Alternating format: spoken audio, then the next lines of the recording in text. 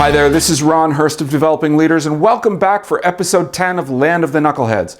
And in case you haven't watched some of our earlier episodes, what the heck is a knucklehead? Well, this is a term of affection that I use for managers who unwittingly do dumb things to employees. And what else are we going to do? We're going to insult them? We're going to criticize them? Nah, let's just call them knuckleheads and figure out how to deal with it. So, Land of the Knuckleheads, episode 10. What are we going to talk about today? I've actually got a really serious topic that I want to talk to you about today.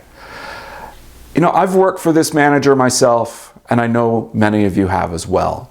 The manager who uses emotional outbursts or yells at their employees. Now, let's kind of separate this a little bit before I dig in, because first of all, if you're in a situation where you're dealing with workplace violence or anything else, that's not what I'm here to talk about, and I urge you to go talk to HR and seek the appropriate authorities. I'm not talking about that. What I'm talking about is a knuckleheaded manager who thinks yelling is a good idea. There's no violence, there's nothing like that. It's just they yell. They're a yeller. Now, that is a technical term. Stupid. Just saying, it's stupid, it's completely unnecessary. And you know, why do managers do this? Some of them think that this allows them to blow off steam and maintain their cool. Well, personally, I think it's just stupid. There's no need for that. What we need to do as managers is get a hold of our own emotions. We got to build our emotional intelligence in order to not take it out on employees. So I want you to really think about that, and a couple of strategies for you managers if you are a yeller, and you need to cut it out, by the way, because if you don't, you're going to get your butt fired, and you know what? If you do, you deserved it. Just saying. You don't need to yell at people to get work out of them. We need to be a lot more respectful than that. Go back and listen to episode 9 or episode 7 to really get the point that I'm trying to get across here. Treat people with dignity and respect, and things go much better. You don't need to yell. So, I want you to think about breathing, because when you're starting to get upset, one of the things that we start to do, we have a physiological reaction and we stop breathing. So think about just taking breaths.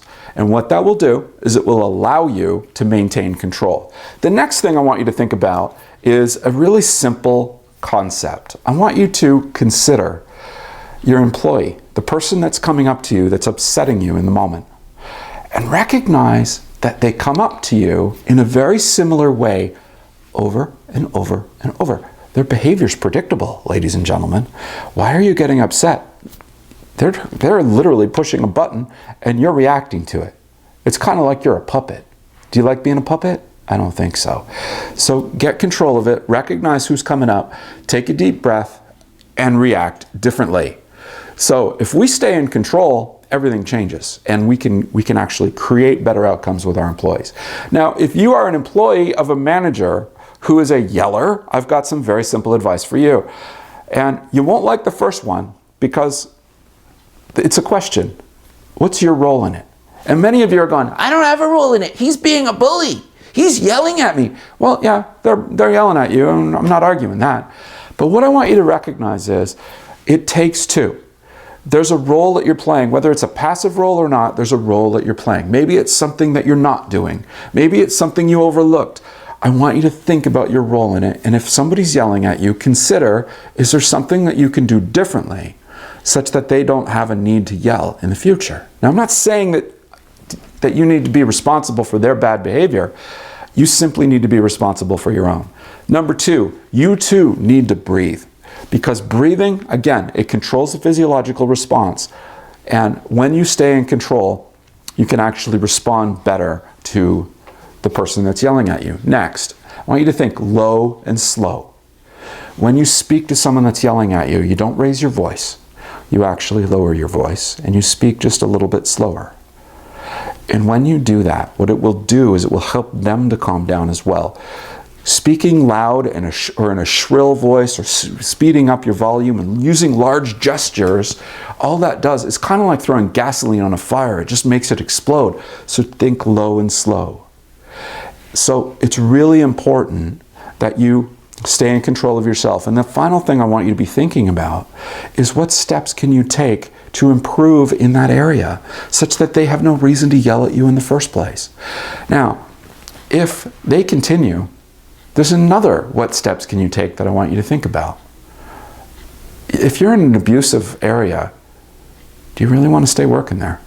Is that the best place for you? You might feel trapped, and I get that. But I really want you to think about, you don't deserve to be treated and bullied and yelled at. I want you to start thinking about, where can I go to create a different outcome for myself, a much more healthy situation.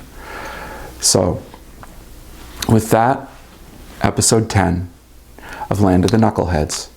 I wish you all the best. I know this is a difficult topic, and remember, this is about just people that are yelling, not people that are going further than that. So take care of yourself and make sure that you're taking the appropriate steps.